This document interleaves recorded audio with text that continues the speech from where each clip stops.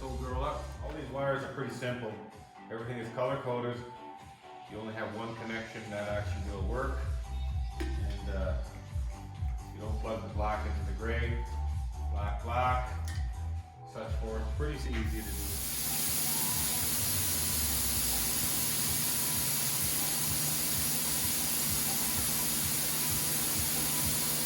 Just going to give these brakes a quick suck. Put some new brake fluid. The old girl. Get your fuel tank back on there. We've got our battery back in. We're going to put our tray back in.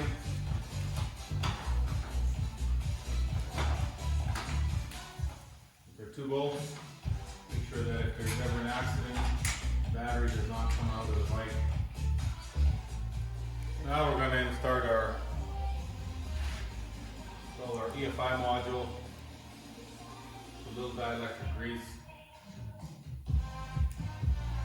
all your connectors. Dielectric grease is not doesn't make a connection, it only insulates the connection from water. You want to make sure all your pins are tight to start with. This is our limited edition Thundermax EFI module we're going to be installing. It will snap into place right where your factory ECM was located. You can see how nicely that sits in there.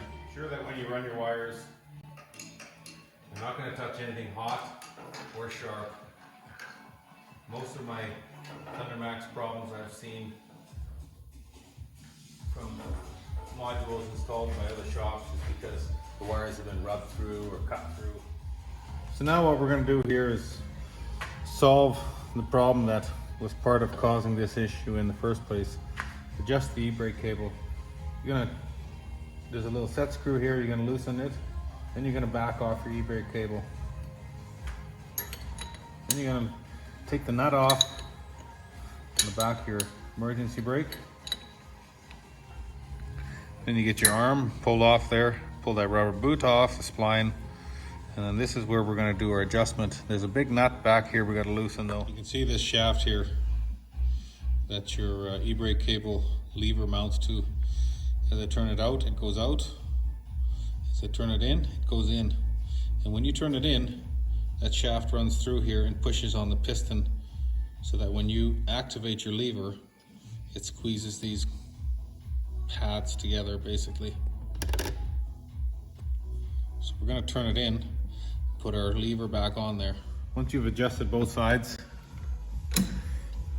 and your discs are not moving, you want to make sure that the little nylock inside your nut is good,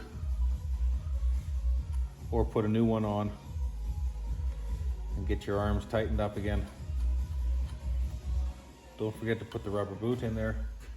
You're gonna have problems. Once you've got your e-brake set up properly, we're gonna wipe this off and put our fender on. Then we're gonna put our wheel back on.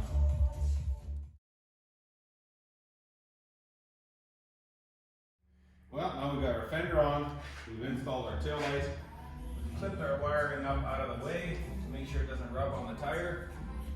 Now you might as well put your right rear wheel on, torque your wheel nuts properly to 90 to 100 foot-pounds. Always do it in a star pattern. And then you want to double check to make sure they're tight.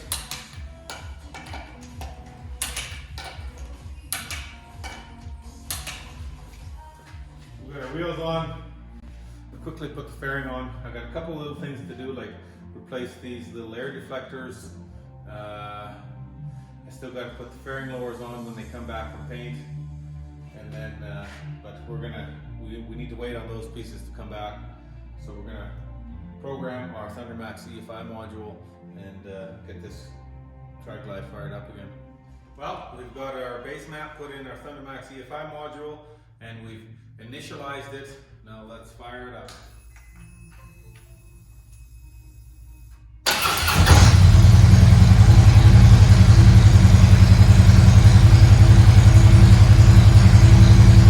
We're gonna let the bike warm up and